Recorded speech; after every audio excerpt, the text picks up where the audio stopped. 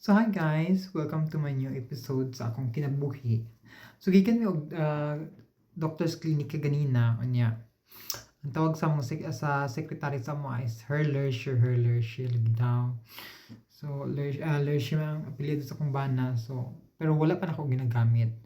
So karon nagkatawa siya kay gitawag lagi minyag for lersher tanan. So anak ko, that's fine. Nothing wrong with that.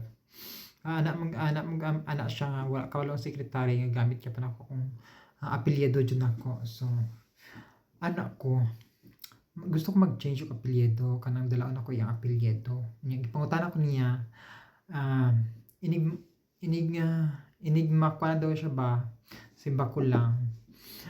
Asa ba na ako gusto mo puyo diri ba daw ko sa Germany or uli ko Pilipinas.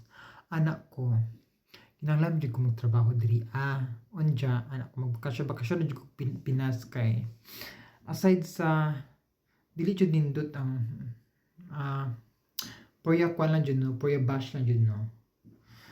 Diri libre jud ang hospital no. Libre ang hospitalization, libre ang check-up, libre among doktor sa ngipon tanan. Di jud ka matanggalan og ngipon diri kay even na gamay ra na nga holes o dako na holes, repairol ra jud na nila. So anak ko, ano muli amang ko didto nga diri hapsay akong utok ko ako'y ginahuna-huna dili ko stress anak ko.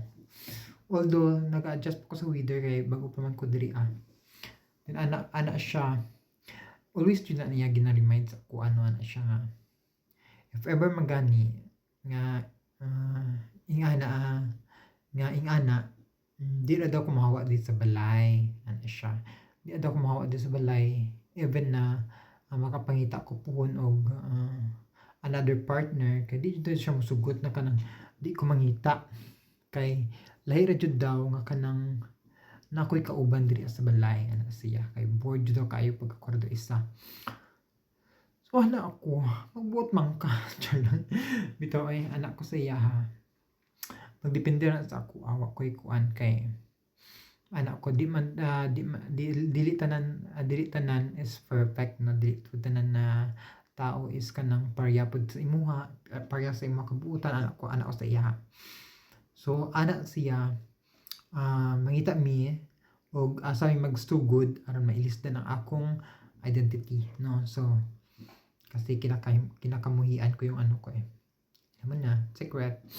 So hindi na ako i-mention basta gusto din ako magpa-change og identity nako. So